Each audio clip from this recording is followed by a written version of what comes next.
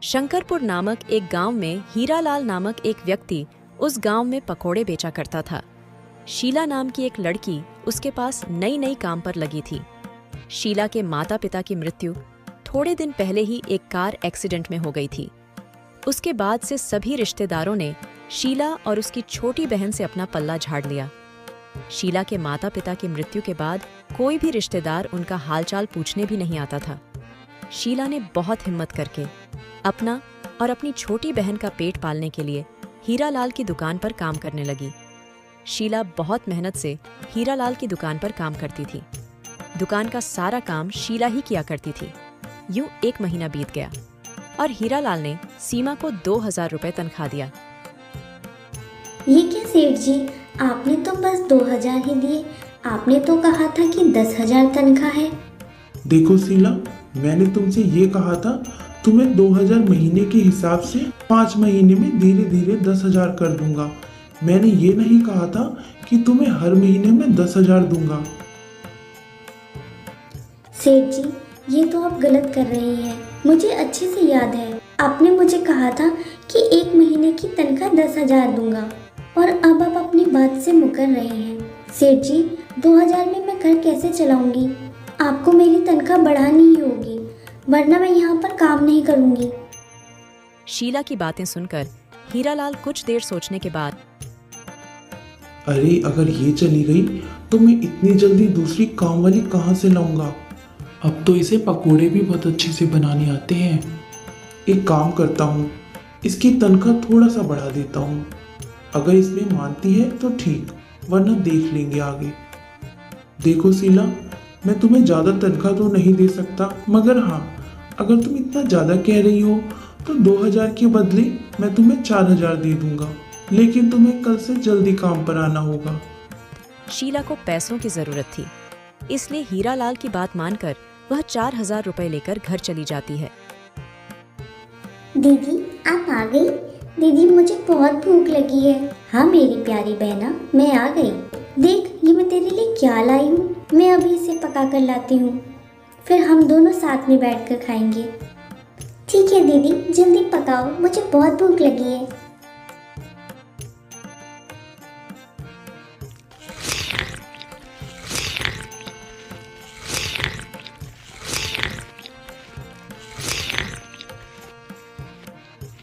दीदी, mummy papa की मुझे बहुत याद आ रही है। वह हमें छोड़कर क्यों चले गए? क्या मैं गंदी हूँ? क्या मैं बहुत शरारत करती थी जो मुझे छोड़कर चले गए? अगर ऐसा है दीदी, तो आप पापा मम्मी से कहो ना, मैं शरारत करना बंद कर दूंगी, मैं वापस आ जाए।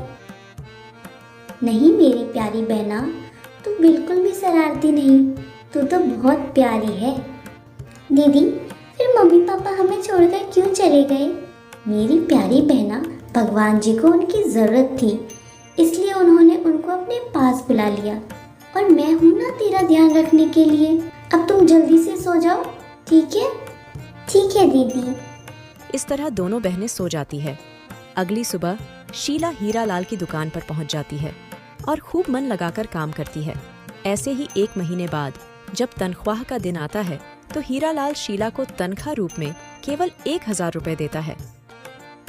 साहब, ये क्या, बस 1000 रुपए? आपने तो 4000 कहा था ना? अरे मैंने ऐसा कब कहा कि मैं 4000 दूंगा?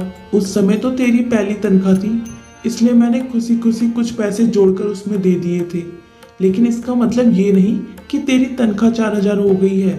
साहब, मैंने आपसे 4000 इसलिए मांगा था क्योंकि मेरी छोटी बहन की जिम्मेदारी अब मेरी है। उसकी पढ़ाई लिखाई का खर्च ये 4000 में नहीं हो पाएगा। अरे तुम जैसे छोटे गरीब पढ़ाई लिखाई करने लगे तो हमारे पास काम करने कौन आएगा? इतने में काम करना है तो करो, वरना यहाँ से जा सकती हो। साहब, ये आपने अच्छा नहीं किया, मैं यहाँ से जा रही हूँ। हाँ हाँ, जा जा। ऐसा कहकर शीला उदास मन से वहां से चली जाती है। अगले दिन से शीला ने हीरालाल की दुकान पर काम करना बंद कर दिया और हीरालाल की दुकान के पास में ही एक आलू पूरी वाले के ठेले पर काम करने लगी। इस तरह शीला को उस दुकान पर भी काम करते 1 महीना बीत गया और जब तनख्वाह की बारी आई तो आलू पूरी वाले ने शीला को 1000 रुपए का तनख्वाह दिया।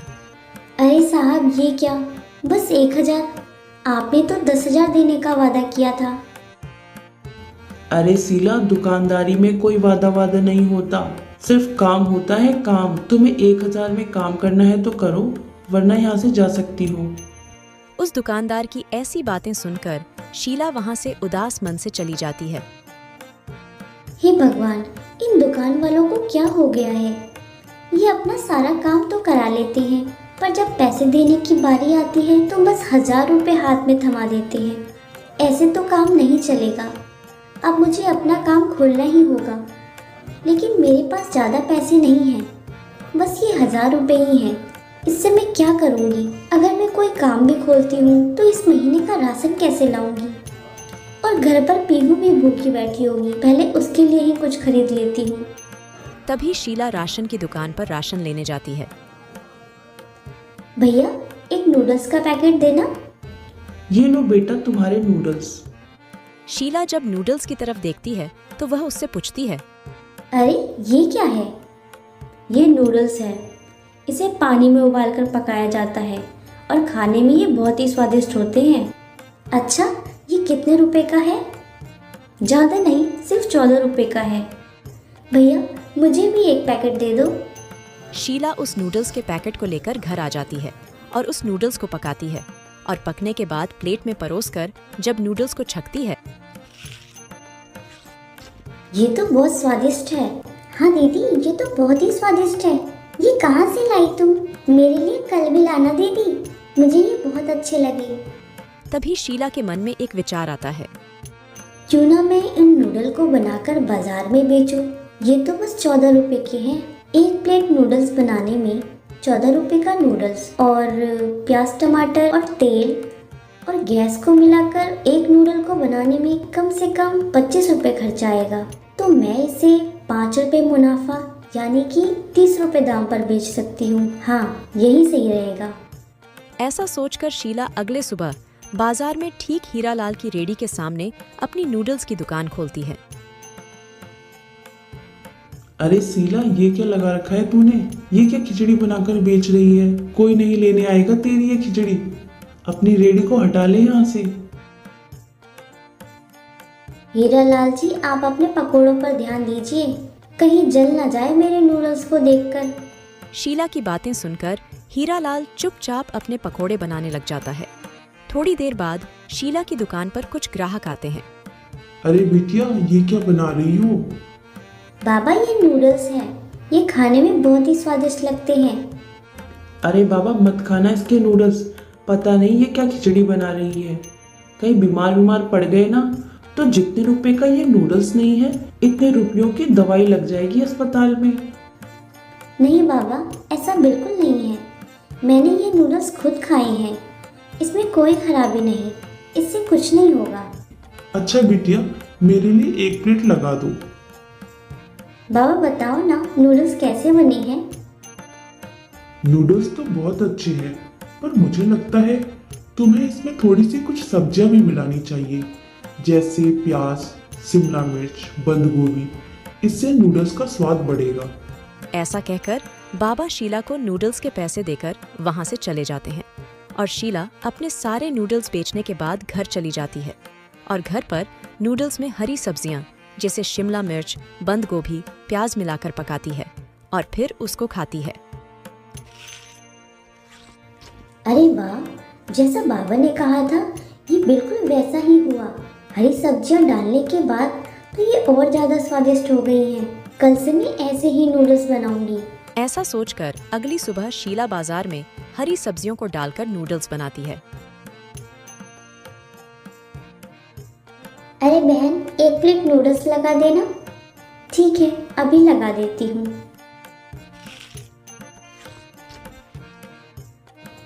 अरे ये तो बहुत ही स्वादिष्ट लग रही है। तुमने इसे कैसे बनाया? खाने में तो ये कल से भी ज्यादा स्वादिष्ट है।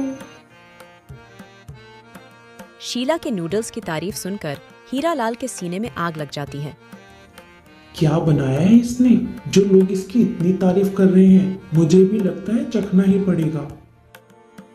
अच्छा शीला, थोड़े से नूडल्स अपने मेरे लिए भी लगा दो, मैं भी तो चखूं आखिर कैसे बने हैं।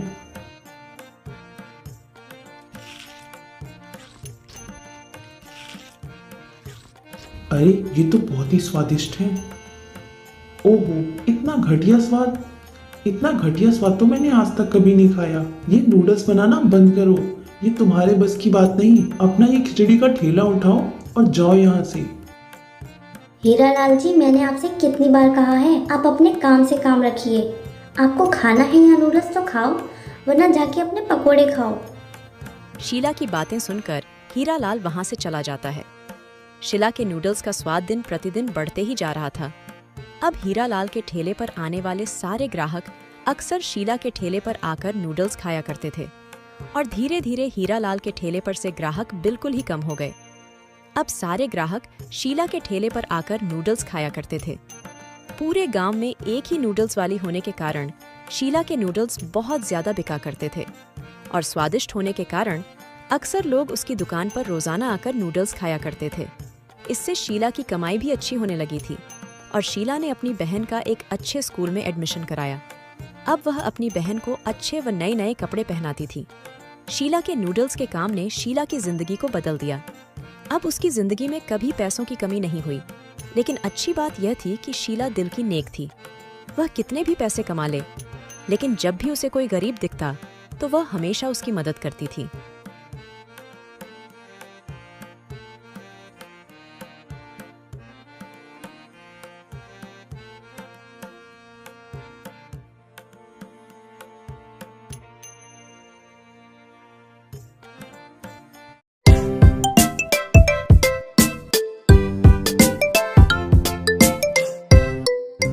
ऐसे ही और मज़ेदार कहानियाँ देखने के लिए हमारे चैनल कोमल टून्स को सब्सक्राइब करें।